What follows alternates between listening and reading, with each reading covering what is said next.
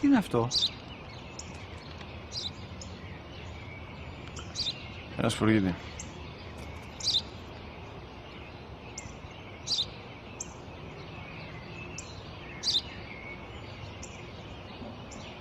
Τι είναι αυτό?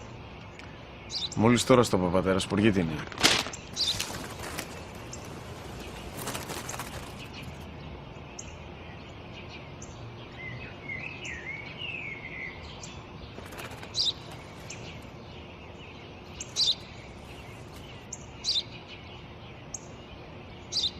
Τι είναι αυτό?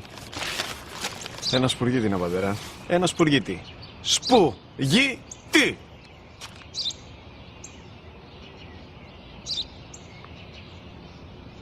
Τι είναι αυτό? Γιατί το κάνεις αυτό το πράγμα, μπορείς να μου πεις? Τόσες φορές σου είπα, είναι ένα σπουργίτη! Δεν το καταλαβαίνεις! Πού πας?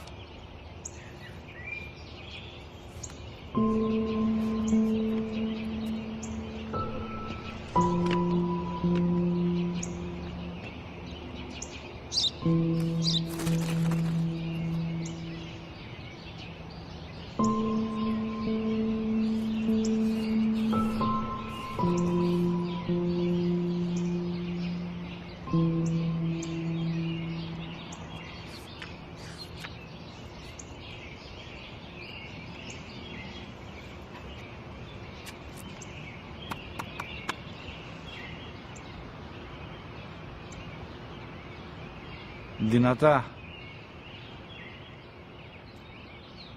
Σήμερα ο μικρός μου γιος που πριν λίγες μέρες έκλεισε τα 3 καθόταν μαζί μου έξω στο πάρκο όταν ένας σπουργίτη ήρθε και κάθισε απέναντί μας. Ο γιος μου με ρώτησε 21 φορές τι ήταν αυτό και του απάντησα και τις 21 φορές ότι ήταν